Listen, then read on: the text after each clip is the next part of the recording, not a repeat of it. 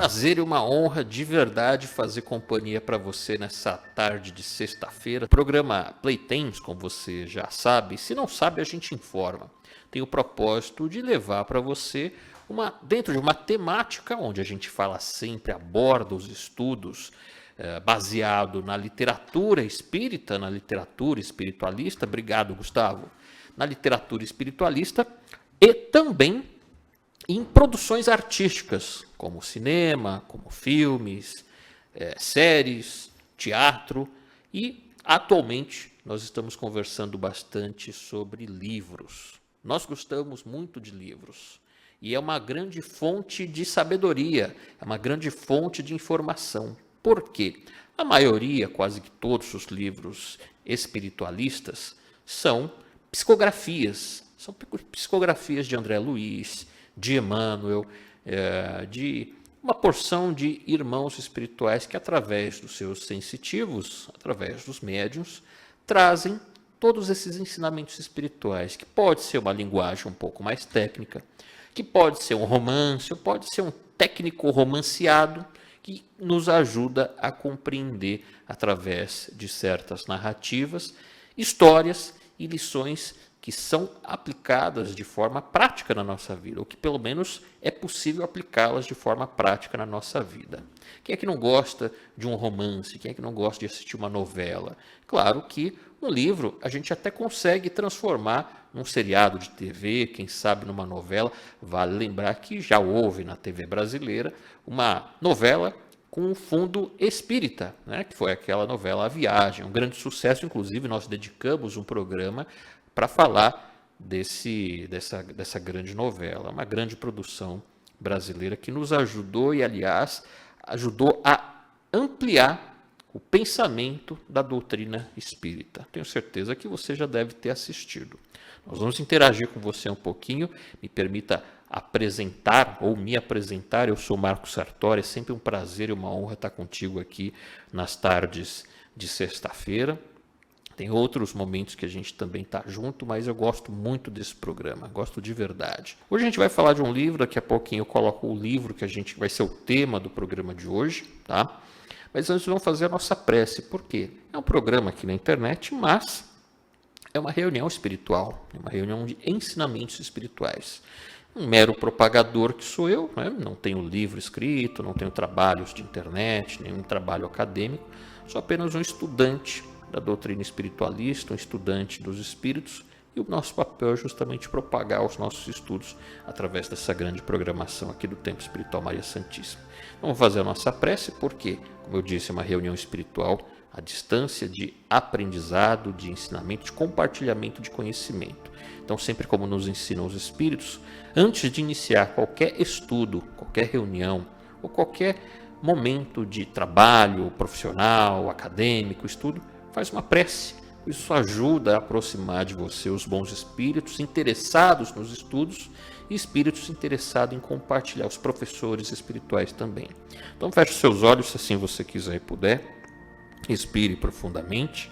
A respiração te ajuda a oxigenar o cérebro e faz com que você também movimente essa grande máquina tão desconhecida que é o nosso cérebro, para que você a utilize a seu favor, para que você, com o teu cérebro, com a tua inteligência, com a tua sabedoria que é levada vida após vida, dessa vida para todas as outras. Essa é a grande riqueza, a sabedoria, o grande poder da sabedoria. Glória ao Pai, ao Filho e ao Espírito Santo, como era no princípio, agora e sempre. Maria Santíssima, rogai por nós, para que possamos aproximar os bons espíritos interessados em nos ajudar nessa grande jornada de aprendizado. Nos ajude a aproximar os bons espíritos para nos ajudar a prosperar, a nos relacionar melhor com as pessoas que nós amamos, as pessoas das quais ainda não amamos, as pessoas que trabalham conosco, que estudam conosco, que compartilham a mesma dor, o mesmo sofrimento, mas a mesma vontade de viver, de curar, de aprender. E esse é o nosso propósito.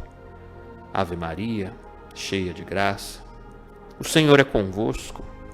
Bendita sois vós entre as mulheres, e bendito é o fruto do vosso ventre, Jesus.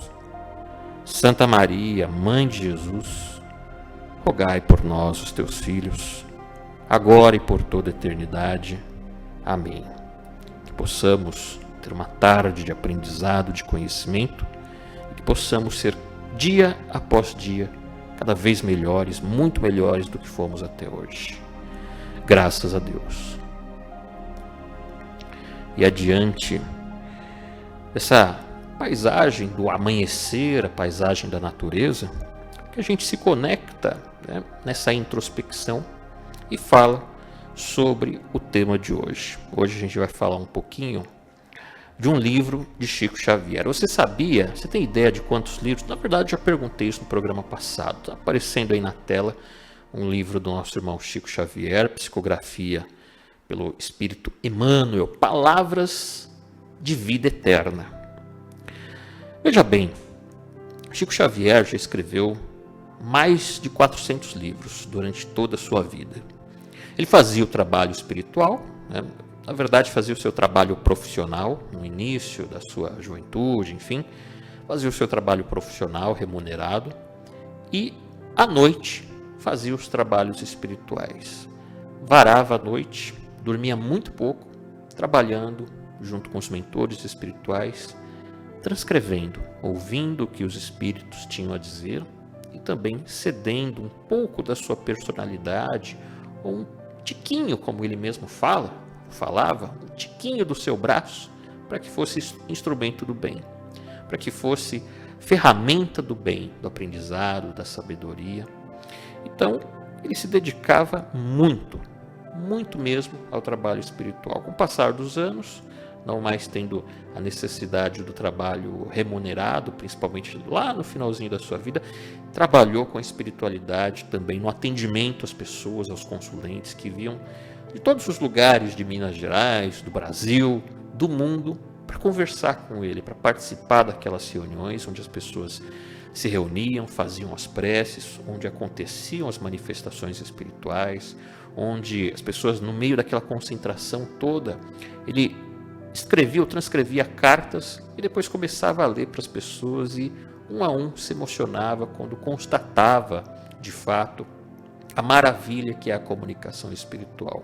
Ao receber informações dos seus amigos, dos seus pais, dos seus avós, maridos, esposas desencarnados, que falavam às vezes, não de intimidade, mas de coisas particulares que somente o casal sabia, que somente pais e filhos sabiam.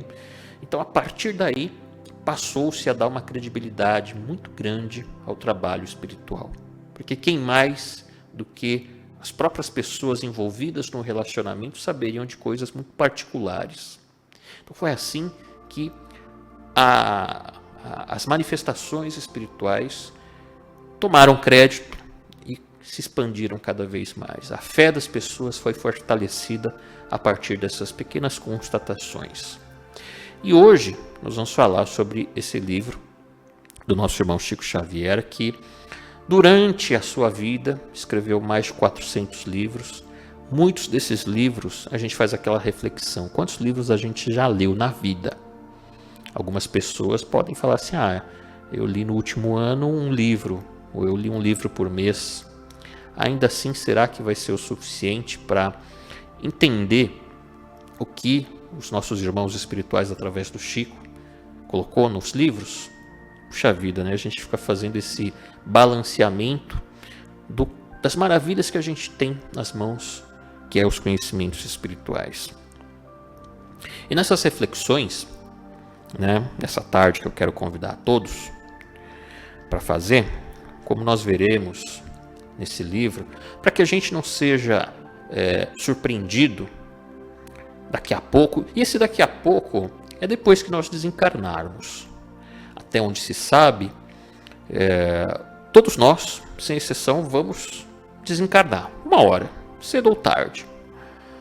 O processo de permanecer nesse corpo físico que a gente habita é como qualquer processo da natureza. Assim como uma semente, ela tem aquele potencial, e quando ela encontra as condições adequadas, ela germina, a semente germina, ela absorve energia na forma de água, de luz solar, de substâncias nutritivas do solo, e ela vai expandindo, ela vai crescendo, ela vai refletir o que a sua estrutura, entre aspas, né, psicofísica ordena dentro de uma união das informações genéticas, do DNA, as informações psicoenergéticas, né, psicoenergéticas daquele princípio inteligente que está presente na semente, aliás, de todas as criaturas. Então, essa semente cresce, floresce, frutifica, dá frutos, e aí ela passa, depois desse processo de expansão, para acrescentar alguma coisa, para contribuir com o mundo, para fazer com que o mundo prossiga. Então, é um processo natural de contração. A árvore vai envelhecendo, o gatinho envelhece, o cachorrinho, o passarinho, nós envelhecemos, temos o nosso tempo.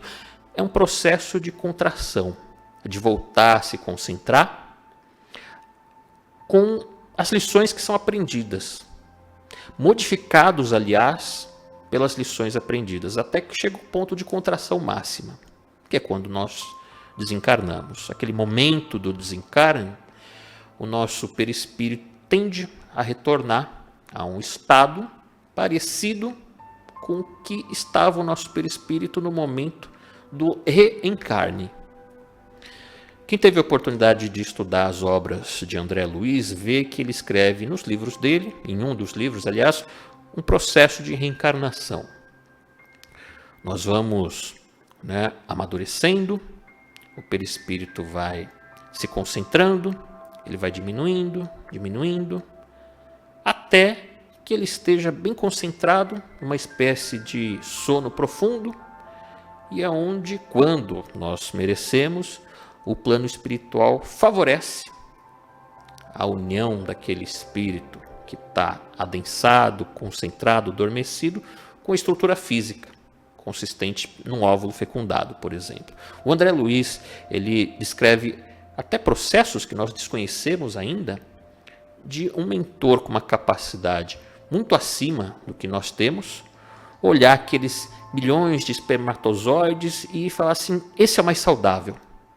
Então energiza aquele espermatozoide, né? Então é ele que vai fecundar o óvulo para que ele nasça saudável.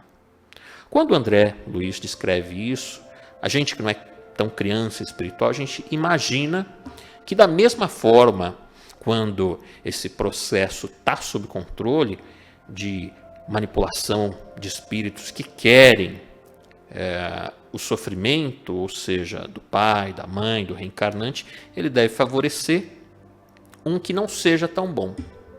Nós precisamos saber, temos que ter maturidade de saber que no plano espiritual as coisas não se processam de uma forma tão diferente assim da qual se processa aqui. E aí, por que nós falamos nisso? Porque o tema de hoje, dentro do rumo do amanhã, ou seja, olhando para o futuro, Emmanuel, nesse livro, que está aqui na tela, Palavras de Vida Eterna, quem ainda não leu, não tem, a gente recomenda que compre, empreste, enfim. Emmanuel usa uma passagem no Evangelho de Marcos para falar o que Jesus nos disse, que é o seguinte: pois que aproveitaria o homem ganhar todo o mundo e perder a sua alma? Jesus falou isso também após ter dito: aquele que quiser me seguir, pegue a sua cruz e siga-me. Ou seja, quando a gente para pensar nos ensinamentos de Jesus, há muita coerência nesses vários pedacinhos, nesses fragmentos. No outro lugar, ele também disse: o meu jugo é leve, o meu fardo é suave. Jugo, alguém nos mandando fazer algo, carregar um fardo, ninguém gosta. Quando a gente tem que carregar alguma coisa pesada, Um fardo é sinônimo de cansaço, sofrimento. A gente gostaria de estar fazendo outra coisa. Mas ele usou essas palavras: o meu jugo é leve, o meu fardo é suave. Significando assim que ninguém consegue atingir aquele estado de paz, de equilíbrio, de felicidade, de progresso, de amor, de superioridade que todos nós queremos, já que, como espiritualistas, a gente sabe que teremos isso por objetivo, mas sem sacrifício pessoal, o voluntário.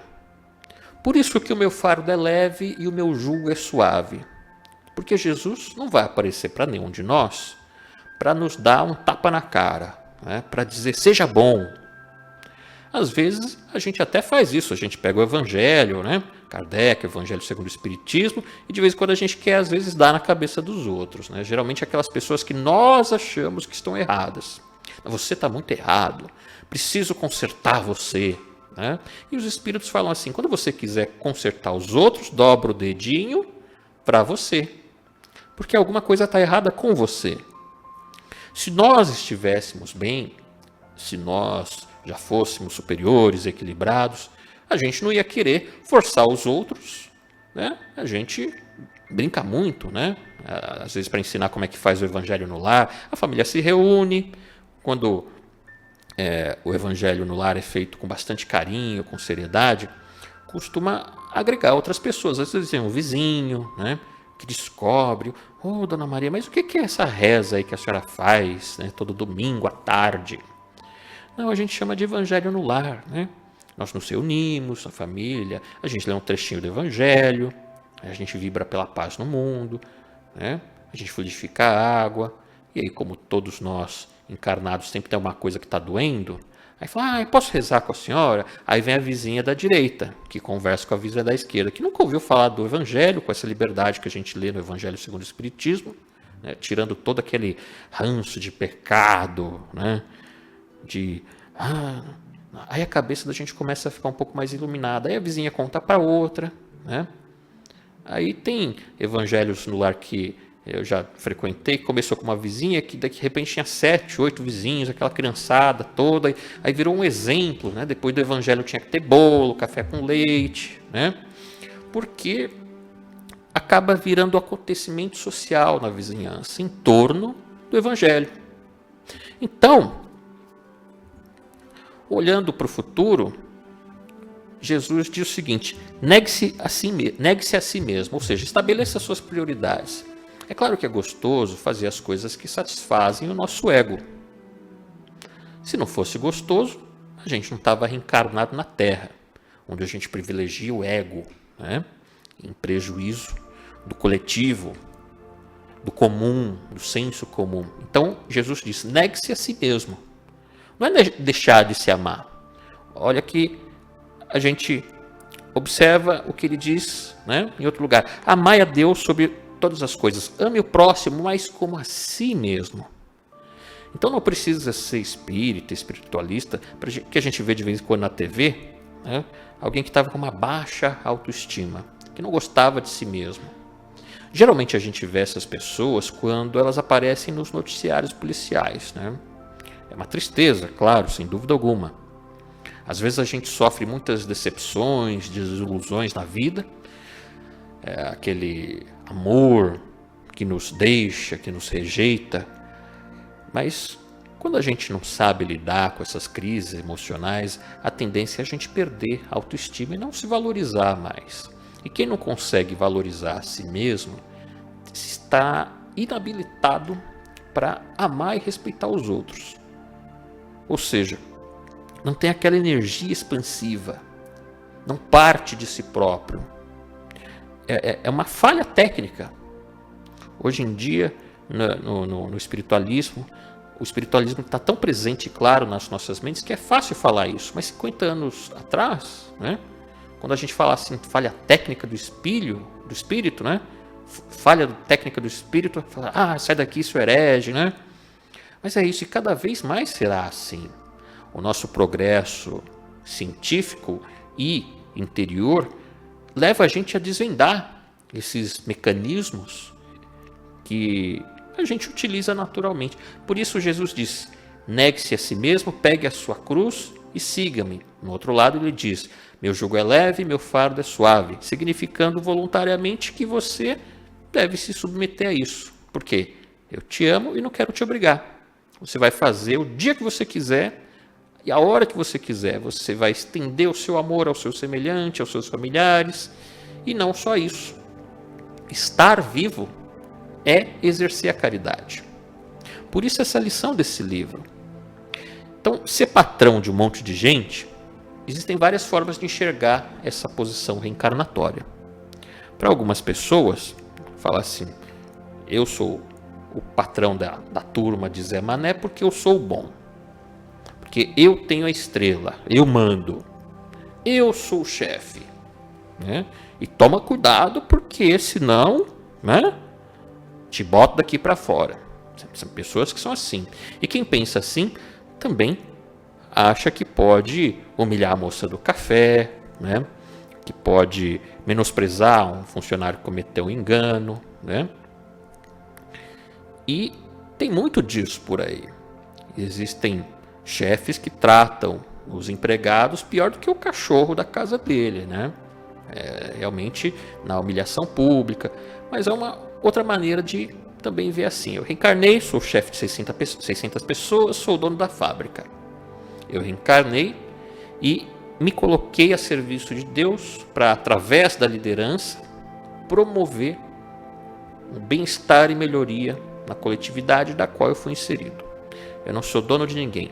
Eu trabalho para Deus e para as pessoas que, em tese, eu gerencio. Se Deus me permitiu ser o gerente, o dono, vou ser o melhor que posso.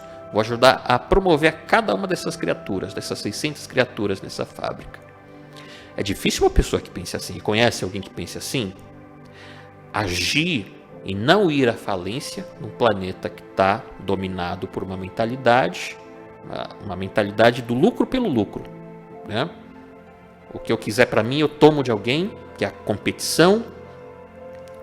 Mas é possível também enxergar por essa outra ótica. Porque quando a gente age movido por esse sentimento de amor, movido pela energia criativa que espalha a luz, que espalha a alegria, o bem-estar, pode todas as forças das trevas, porque elas que criaram essas regras do mundo, né? Afinal a gente está num mundo de expiação e prova, nós é que acabamos criando as regras, né? Se não fossem as forças trevosas que existem aí dentro de nós criar essas regras, ninguém teria medo de ficar desempregado, ninguém teria medo de passar fome, medo de ladrão, ninguém teria medo de ser enganado, traído, assaltado. Então, que forças que criaram essas regras, que criaram o mundo a ser do jeito que ela é? Ainda não são as forças da luz. Mas quem está firme, de verdade, quando a gente diz assim, Senhor, faça de mim a extensão da tua luz. É difícil encontrar alguém que fale isso hoje. Quando a gente fala isso de coração, uma força realmente maior acaba nos iluminando, nos conduzindo, nos energizando. E assim a gente permanece enquanto nós permanecermos na sintonia crística, na sintonia divina. Infelizmente a gente tem altos e baixos na vida. Quem nunca, né? E quando a gente dá aquela baixada no padrão vibratório, que são fases na vida que acontece, né? Aí fala, puxa vida, esqueci a sala da porta aberta de noite, em noite de carnaval.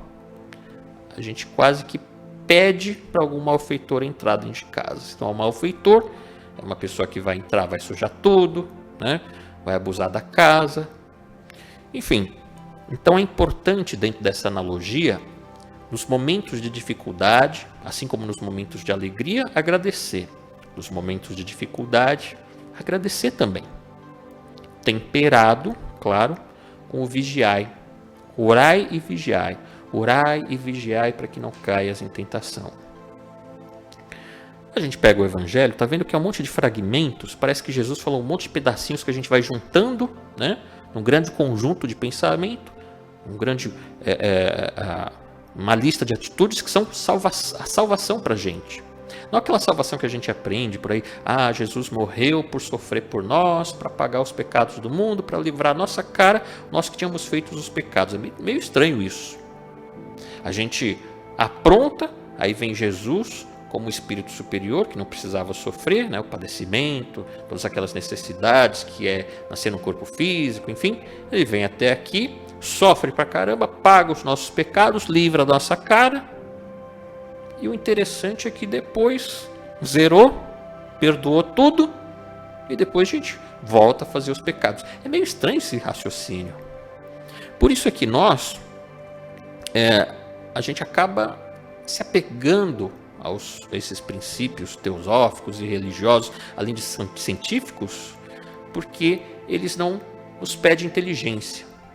Elas nos diz assim que a gente é livre para semear. Mas tem aquele negócio da semeadura é livre e a colheita é obrigatória. O que a gente semeia, a gente colhe. Multiplicado, uma sementinha de milho faz nascer um pé de milho, que dá um monte de espiga, que dá 500 grãos de milho. Ou seja, tudo é multiplicado. Então aquilo que a gente planta, volta multiplicado, no mesmo teor daquilo que a gente oferece. Não existem outros grandes segredos, né? Quando a gente fala o segredo, né? Não existem outros grandes segredos. O que a gente está oferecendo ao mundo, né? O que? Alegria, bom humor, seriedade, honestidade, dedicação, fraternidade. É isso que vai voltar para você. Você oferece ajuda para a pessoa que está precisando da hora que ela precisa, sem pedir nada em troca. A hora que você estiver no aperto, o universo vai te devolver essa ajuda, você não sabe nem de onde. Mas desde que você não faça com esse intuito, né? Deixa eu ajudar aqui um pouquinho, né? Porque eu vou precisar ali na frente, ali não sei, né? Negócio de inflação, dólar. Quem faz isso, o próprio Jesus disse, já ganhou a sua recompensa. Fez para que o outro falasse assim, obrigado, você é uma pessoa boazinha. Todo mundo olha e fala, como ele é bonzinho. O universo não está te devendo nada, porque você fez para parecer bonzinho e quis jogar com Deus. Olha, Deus, está aqui, ó, R$20 que eu estou dando aqui. Ele diz que volta multiplicado por 100, por mim, né? Por 1000. Então, 10, 20 volta 20 mil, olha que investimento bacana. Né? Não se faz isso com o universo, não se faz isso com Deus.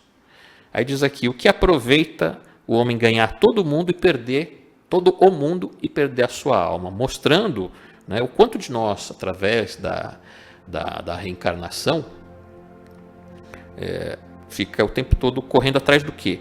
Atrás do ouro, nomes ilustres. Tem gente que se alimenta disso, né? De ser famoso. O importante não é exatamente o que se está fazendo, mas sim que o meu nome apareça no jornal, que o meu nome apareça na internet, que o meu nome, né, apareça como crítico, como artista do ano, e a pessoa transforma isso numa obsessão e faz qualquer coisa para conseguir isso. Vez por outra a gente vê isso, né? Artista que faz qualquer coisa para aparecer. E às vezes se expõe em situações muito constrangedoras. Gente que faz qualquer coisa para enriquecer. E será que existe isso no mundo? Tem. Nós temos de fato que buscar prosperidade. A criatura que reencarna e fala, não, em nome de Jesus eu renego, né, este vil metal. É estranho. Quem não for atrás de ganhar melhor salário, de montar um negócio, de empreender, né, aí em vez de se tornar o iluminador para o mundo, se torna o peso. Meu filho, o que aconteceu? Você não tem o que comer. Será que o senhor pode me sustentar um pouquinho? Porque em nome de Jesus eu reneguei, né, o vil metal. Meu Deus do céu, se é para virar um peso nos ombros dos outros, então a gente não entendeu a coisa. A gente tem que ajudar os necessitados, mas a gente não pode renegar os mecanismos do universo, do mundo, que faz com que a gente melhore como espírito.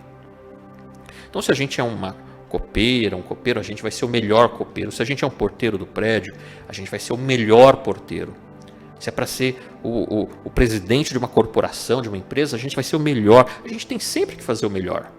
Inclusive, ganhar mais dinheiro, prover mais recursos. Esse livro fala das pessoas que transformam isso no objetivo de vida, que transforma a beleza física naquilo que ela tem de mais valor. A fama, o prestígio, enfim, o domínio. Tem gente que precisa estar no poder. A qualquer custo, eu tenho que mandar. Quem é que já não ouviu isso? E quem me atrapalhar, o que eu vou fazer? Acabar com a pessoa. Pode ser o chefe de uma empresa, pode ser o gerente, do subdepartamento, do terceiro subsolo. Não tem isso, às vezes a pessoa, né, é todo mundo igual. Aí o chefe fala assim, agora você vai ser o encarregado. Basta isso, a pessoa, né, se transforma, vira o tirano. Agora eu sou encarregado. Vocês são nada. Chicote, né, igual aquele período feudal, né? Não precisa ser o ministro, né, o dono da maior fábrica de automóveis do mundo. Isso pode acontecer com qualquer um de nós. Porque nesse liquidificador da reencarnação, que parece que a gente está no liquidificador, né? A gente muda de posição a cada reencarnação. Hoje a gente é chefe, amanhã vai ser subalterno. Hoje a gente é rico, amanhã vai ser pobre. Hoje é homem, amanhã vai ser mulher. Hoje é saudável, amanhã vai ser doente. Hoje é índio, amanhã vai ser japonês. É por isso que não faz sentido, né, essa coisa de eu quero poder. Existe um repórter que ele caçoava muito dos amigos políticos do Nordeste na época da ditadura, né? Eu quero me refestelar nas delícias do poder, né? Quem já não viu isso no jornal, naquelas tirinhas, né? Então, o poder te dá vestes, te dá carro oficial, lugar especial no avião. Todo mundo lá fora, nossa, eu preciso ir para casa, não tem lugar. Chega um político, né? E já está o banquinho dele lá prontinho.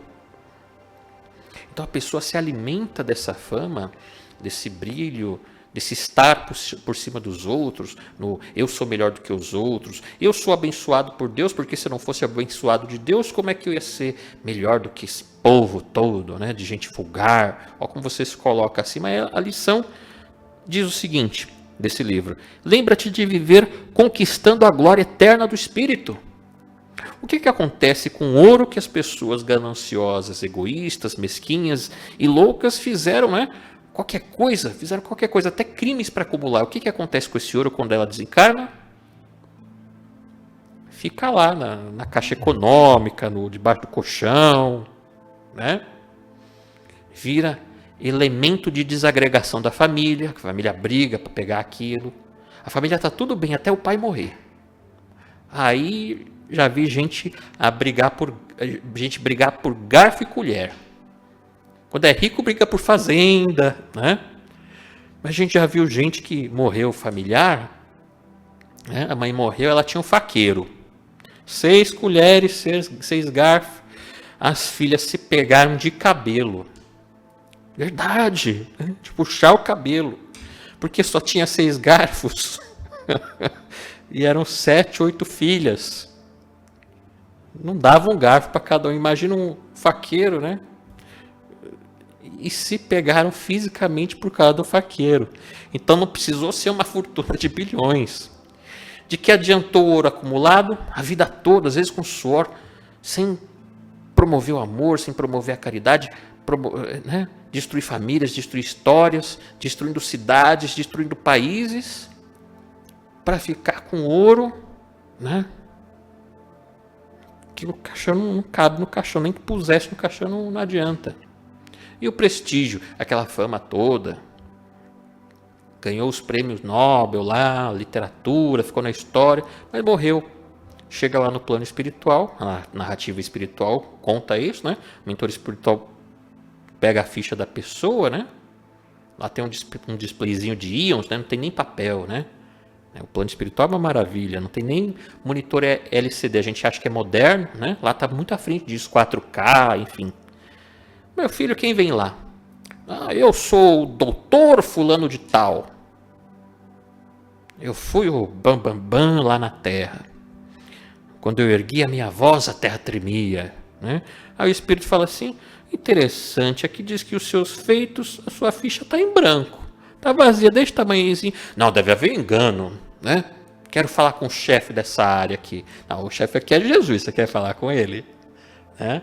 Eles puxam a nossa ficha. Vamos ver o que o senhor fez. Né? Que a traça não comia, que a ferrugem não enferrujava, que o rato não roía, que o bolor não embolorava. O que o senhor fez aqui? Eu não fiz nada. Então aqui o senhor não tem nada. O seu prestígio, a sua fama. O senhor usou a sua inteligência para quê mesmo? Eu descobri um novo tipo de vírus, né? Que fez com que o meu país ameaçasse o outro lá, que era malvado. Né? O senhor construiu um vírus para matar a gente. Puxa vida. Aqui a gente fala, né, figurativamente, mas vibratoriamente, quando a gente faz o mal, a gente se envolve em uma trama, né, em laços que, graças a Deus, a gente não vê com os olhos da carne. Porque se a gente visse, a gente ia viver aterrorizado, né? Não precisou nem esperar aquele dia lá das bruxas, lá o Halloween, né? Porque a gente viveria aterrorizado de ver energeticamente. Então a lição diz o seguinte: lembra-te de viver conquistando as coisas que vão valer para você eternamente. Então, às vezes quando a gente está de mau humor, como espiritualista a gente tem aquela mania, né? A gente entra no elevador, bom dia, né? O elevador é uma câmara de tortura, porque não chega nunca, a pessoa fica, né? Fica olhando daquele jeito, assim. E quando a pessoa responde o bom dia, fica menos desagradável, né? Porque a pessoa bom dia, bom dia. Mas tem gente que faz cara de paisagem. Sabe aquela cara de paisagem, assim? Você fala bom dia, a pessoa não responde, finge que não ouviu. A empresa não tem isso, né? Você cruza a pessoa todo dia no corredor. Todo dia você, né? Olá, e a pessoa passa assim para você. Ela não te enxerga. Expressão interessante, ela não te enxerga. A impressão que dá é: acorda para os valores do espírito, seja alegre, põe um sorriso no rosto, né? Aí quando a gente faz isso, quando a gente pensa dessa forma, a gente já se desequilibra um pouco. Mas a gente não tem que ter raiva, porque a pessoa que age assim, se essa pessoa estivesse bem consigo mesma, fosse aquela pessoa que levanta mesmo num dia de chuva, abre a janela e fala: bom dia, meu Deus, obrigado por mais um dia. Vamos usar esse dia para fazer algo de bom, né? E sai sorrindo mesmo com a chuva. Não liga. A pessoa que age desse jeito, que não enxerga ninguém, que não responde um cumprimento, tá sempre com a cara amarrada, ela precisa do nosso tapa, né? Pega o evangelho e fala: não, vou te ensinar a amar agora. Ou ela precisa da nossa prece. Porque a pessoa que age assim, ela está feliz? Não, ela não deve estar. A pessoa que está sempre, né, de mau humor, certo que ela está com o problema do fígado, né? Precisa tratar do fígado para ter um humor melhor. Porque o fígado ruim, né, detona o humor da pessoa. Mas a pessoa também precisa de oração, de vibração. Lá faz aquela cara de tá te desprezando, que ela não te vê, se não é nada, a gente passa com aquela vibração agradável e fala mentalmente: eu te amo, eu desejo que você seja feliz, eu te energizo para que você consiga romper essa tristeza em que você deve viver. Eu não sei se você é triste ou não, mas eu acho que está triste, porque se você estivesse feliz, porque no mínimo por respeito, para dizer que eu estou te vendo, né? É um ato de caridade, você existe para mim. Ou não é mais fácil, né? Às vezes a gente fala: opa, né? As mulheres têm outro jeito. Oi, querida, como vai, né? Beijinho para lá, beijinho para cá, cada um com o seu jeito. Não importa. Mas a gente precisa, né, rezar por essas pessoas, né? Vibrar, um pensamento bom. Um dia, 2, 3, um ano. Um dia essa pessoa vai parar de passar olhando por cima, né? Então essa lição diz o seguinte: em vez de ficar correndo atrás de fama, ouro, fortuna, né? Porque depois que desencarnar, e aí, né?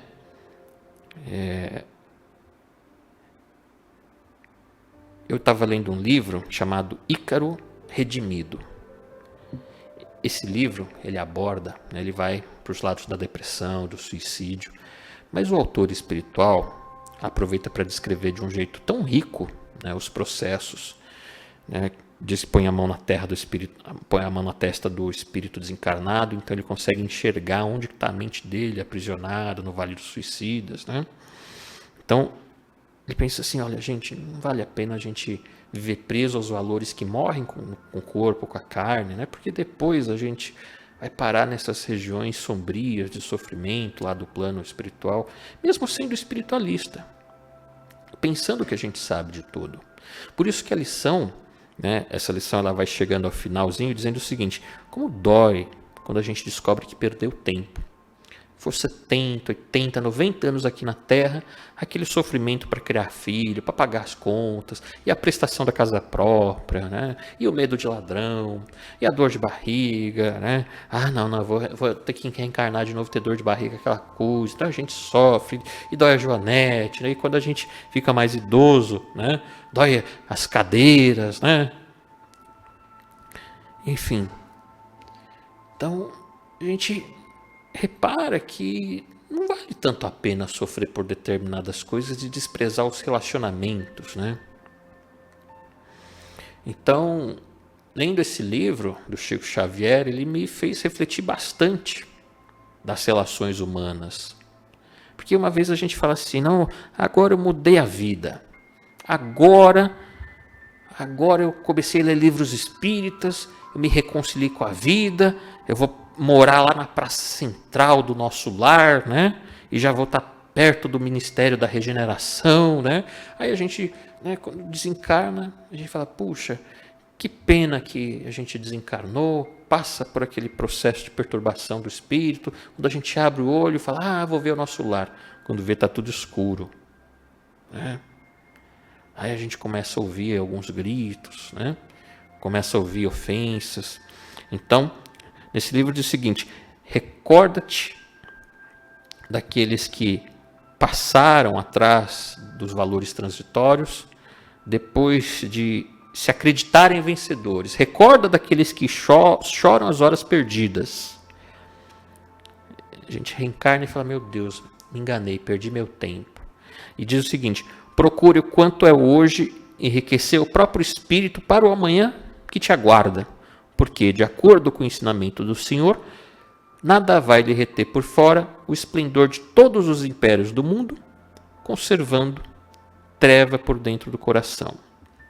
Então, Jesus ele nos deu tudo, né? Todo o ensinamento. Ele veio para isso. Falou: deixa eu ir lá para acordar aquela moçada. Eu amo aquele povo, mas eles vivem no mundo de trevas mentais, né? Espiritual. Jesus veio para, né, nos libertar. Vamos aproveitar então essa alavancagem, né? Essa alavancagem, como o Chico fala, a alavancagem que o ensinamento de Jesus dá. E não para que a gente ajoelhe, reze, né? E não faça nada com os ensinamentos.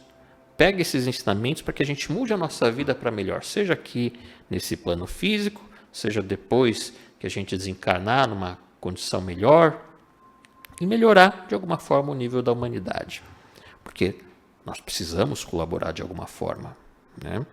Então, esse livro, ele é fininho, é fácil de ler, é fácil de compreender e fica de sugestão. E de repente, se você pegar o gosto pela leitura, talvez você consiga, né, ler um livro por semana. Que tal esse desafio? Mas eu tenho que trabalhar, eu tenho que...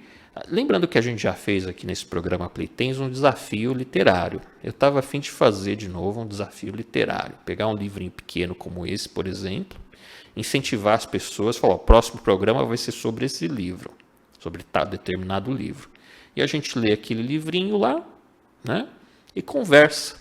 A gente já fez isso em alguns programas lá para trás, há alguns meses, e foi muito interessante. Estava a fim de fazer isso de novo.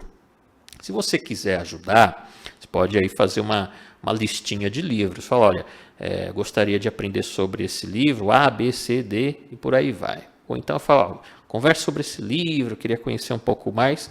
A gente precisa também dessa interação. Então, se você quiser, interage aí com a gente, que vai ser muito legal, tá? Quem já leu esse livro aí que a gente está comentando, Palavras de Vida Eterna? Vale lembrar que o tema desse livro é muito interessante, porque são palavras que valem para a vida eterna. E, às vezes existem ensinamentos que eles servem para aquele momento, para aquele determinado momento. Às vezes ensinamentos que a gente capta hoje, mas ele vai servir para daqui para frente. Por exemplo, a gente é solteiro, né? Aí vem o espírito e fala sobre relacionamentos.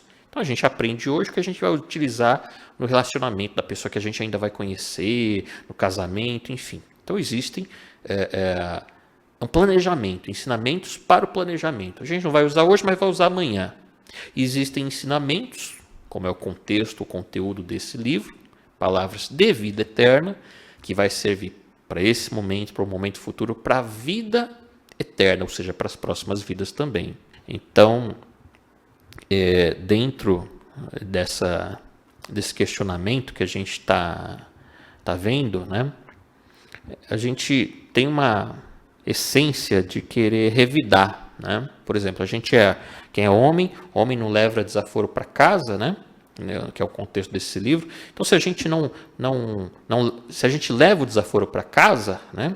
A gente é acostumado assim a reagir, né? Não levar desaforo para casa. E o que a gente faz com isso? A gente recebe uma carga de vibração pesada, devolve uma pior ainda, e em vez de você ter uma carga ruim, tem duas, ainda acaba criando um vínculo de raiva e de ódio. A lição do Evangelho diz o seguinte: perdoa quantas vezes, né? Quantas vezes eu devo perdoar um irmão que nos ofendeu? Até 7 vezes? Aí Jesus diz o seguinte: te digo que não só até 7, mas 70 vezes 7. Então, é isso mesmo. A pessoa que te humilhou, que te xingou, que te, né? Seu vagabundo, que não sei o quê, né? Se você é inocente, refugia-te na tua consciência, né? No teu amor próprio, e ora, vibra ao contrário. Não, olha, eu não vou responder o que você está dizendo, porque não procede. Mas aí eu te digo que eu não vou brigar com você também. Te peço em nome de Jesus que você me perdoe se eu te ofendi. Vai por esse caminho. Se não der para falar nada, né? Apanha, seja humilhado, vá para casa, leva o desaforo para casa, se refugia na tua consciência, fala com Deus.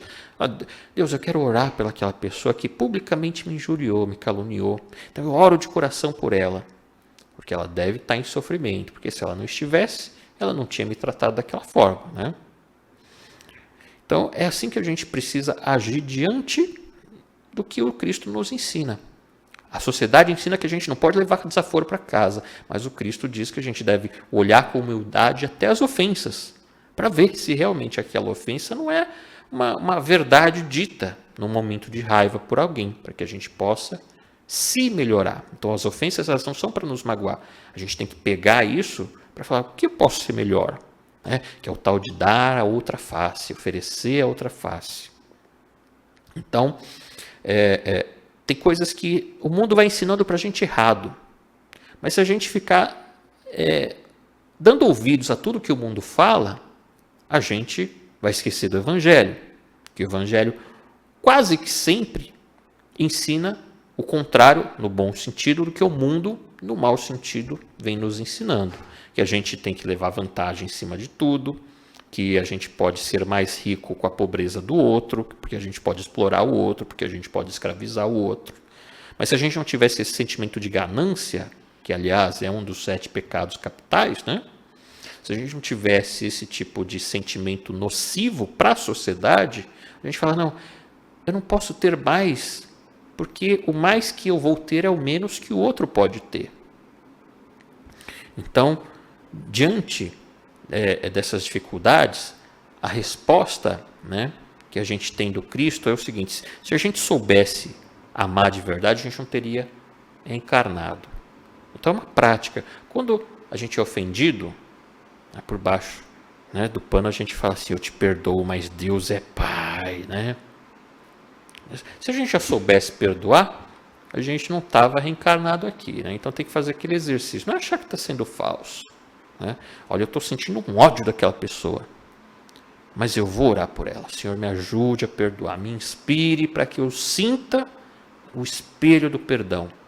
Treina uma vez, da primeira vez não consegue, da segunda talvez não consiga, mas se você não treinar, 1000 anos se passam e a gente ainda não aprende a perdoar.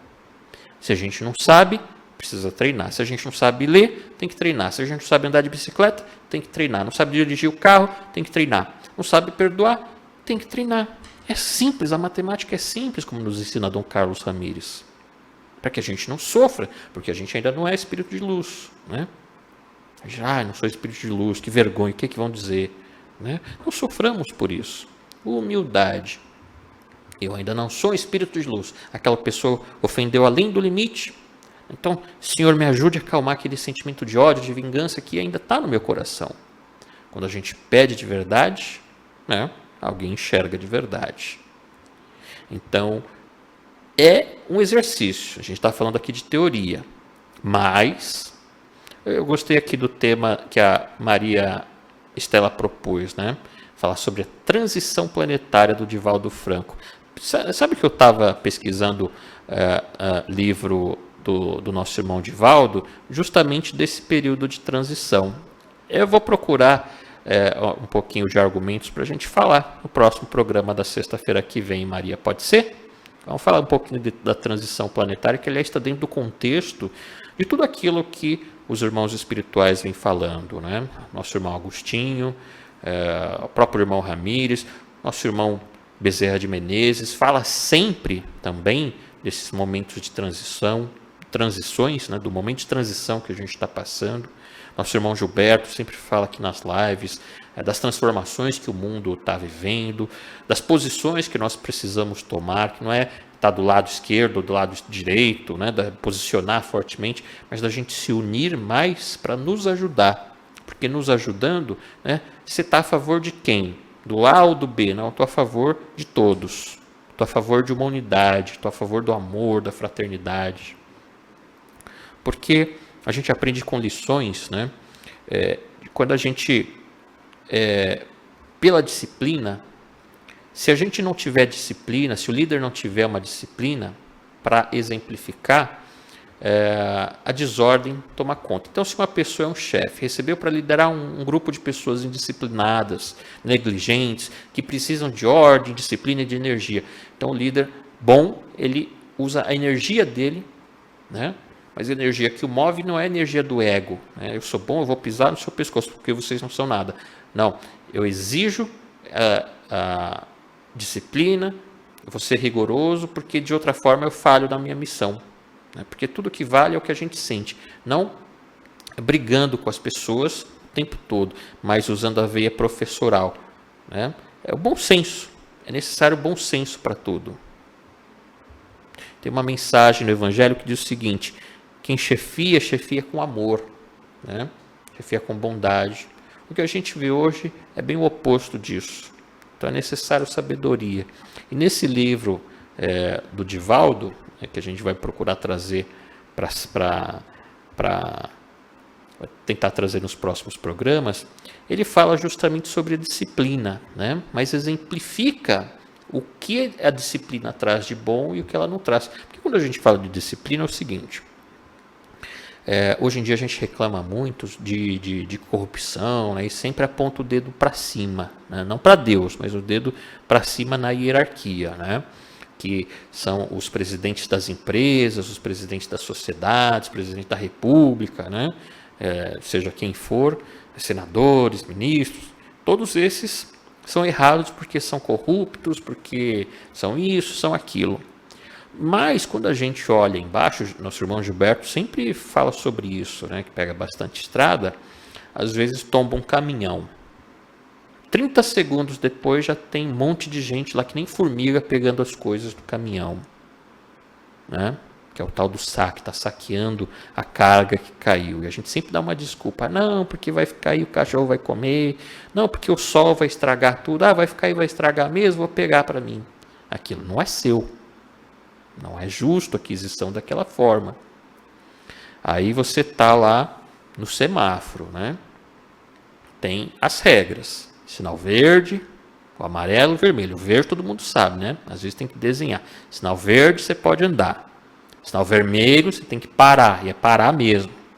E o sinal amarelo é atenção, porque vai fechar o sinal, vai ficar vermelho. Aí tem gente que o certo é diminuir. Mas você vê o sinal amarelo, é o vai que dá, né? Você cria a própria regra. Você sabe que está errado. Você sabe que o sinal vai fechar, ele está te alertando. Mas em vez de você parar, você acelera mais. Por quê? Porque você quer tirar vantagem, porque você quer chegar primeiro, porque você não quer ficar parado, né? Então você não tem o que? Disciplina. Você não tem respeito às leis, às normas. Então são essas pequenas negligências ou as pequenas infrações, Assim como você está na estrada tem o acostamento. Às vezes o caminhão tomba, né? E aí você tem que ficar no engarrafamento. Mas aí você se sente no direito, né, de pegar o acostamento e ir passando na frente de todo mundo, porque você tem um carro bom, porque você tem um cargo importante, porque isso, porque aquilo. Ou seja, você está transgredindo uma lei. Você está tirando vantagem em cima das pessoas que estão respeitando a lei, ficando paradas no engarrafamento, né, no congestionamento, mas você se acha bonito porque você quer passar lá. Isso é o que? Uma indisciplina, é um desrespeito. A gente até estava acompanhando há pouco tempo, né? Eu sempre gostei de ir no mercado central, comprar fruta, aquele tradicional sanduíche de mortadela, enfim, e sempre foi muito acessível ir lá. Às vezes mais barato do que no mercado, produtos com uma qualidade superior. Mas com o passar do tempo, como foi se tornando um lugar turístico, os preços foram aumentando, então eu deixei de ir lá.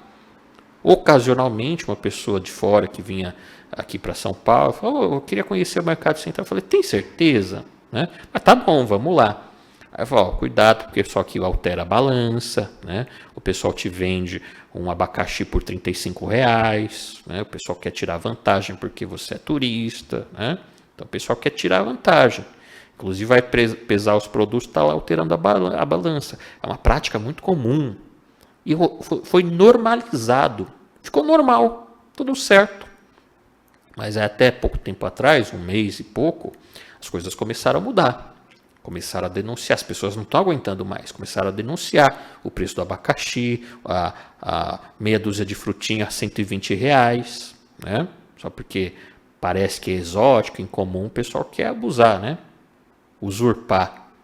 Aí o PROCON já se manifestou, quer explicações, aí já foi lá a Polícia Civil com investigação, ou seja, as coisas mudam. Quando a gente toma uma atitude, aí fala: é mesmo, o pessoal lá é safado mesmo, todo mundo sabe, mas a gente normaliza, a gente aceita. Então, quem é que está no mercado central trabalhando lá? Não são os políticos, são pessoas comuns, trabalhadores anônimos, né? Dono de banca, às vezes tem funcionários do dono da banca, os funcionários que são realmente mais safados do que o próprio dono da banca, que nem sabe das coisas erradas que estão acontecendo lá. Então, a gente precisa, de fato, prestar atenção que as coisas erradas não vêm lá só de cima, né, das hierarquias, vêm das faixas, né? É aquela coisa, nos bairros mais humildes, né, a gente fala assim: é pobre roubando pobre, né? Mas não é um querendo tirar vantagem do outro. Não é um patrão, não é um chefe, não é um presidente disso ou daquilo que está abusando dos seus subalternos, dos seus subordinados. É gente como a gente, ó, gente ombro a ombro querendo tirar vantagem do próximo. Enquanto tiver esse tipo de comportamento, é o que a gente aprende nesse livro Palavras de Vida Eterna, com o nosso irmão Chico Xavier, e é o que a gente aprende também nos livros de Divaldo, né, que é necessário disciplina, respeito às leis, né? O próprio Jesus disse que ele não veio modificar as leis ou transgredir as leis, ir contra as leis, mas sim fazer cumpri-las.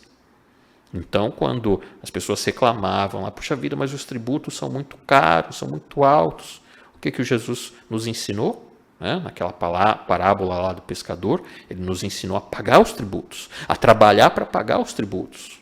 Ou seja, ele fez com que as leis fossem cumpridas, ainda que as leis fossem questionáveis, como ainda são. Em especial no nosso país, as leis são questionáveis. Mas porque elas são questionáveis, a gente tem que cumprir. O imposto é caro, mas a gente tem que pagar. Né? Enquanto não houver uma consciência, uma disciplina, né, de não querer tirar vantagem, de realmente respeitar as leis, e num consenso geral, nós buscarmos as mudanças dessas leis, porque não é transgredindo a lei que a gente vai protestar contra uma lei que é absurda. Não é transgredindo ela, indo contra ela, mas é sim buscando o consciente coletivo, buscando a disciplina, a ordem, para que as grandes massas, na paz, na tranquilidade, consigam fazer as transformações, não só das leis, transformações do mundo. Mas isso sim a gente consegue com o quê? Com paz, com amor, com fraternidade. Enquanto houver guerra, enquanto houver disputas, né, a gente não consegue. Sempre o mais fraco é quem sai prejudicado, né? É quem perde a família, é quem passa fome, enquanto a gente tiver esse sentimento de competição, de tomar posse. Mas todos esses livros, em especial as palavras de vida eterna, do nosso irmão Chico Xavier pelo Espírito Emmanuel, nos ensina a desapegar dessas coisas do mundo e observar mais as práticas das leis de Deus, as práticas das leis espirituais, para que a gente consiga naturalmente cumprir as leis dos mundos que a gente faz parte, seja esse ou qualquer outro mundo. Certo? Espero ter passado a mensagem desse livro fantástico, né, do livro dessa semana. É isso. O programa Playtime está terminando, como sempre, como todas as sextas-feiras a gente está aqui. Salve Jesus, salve Maria Santíssima.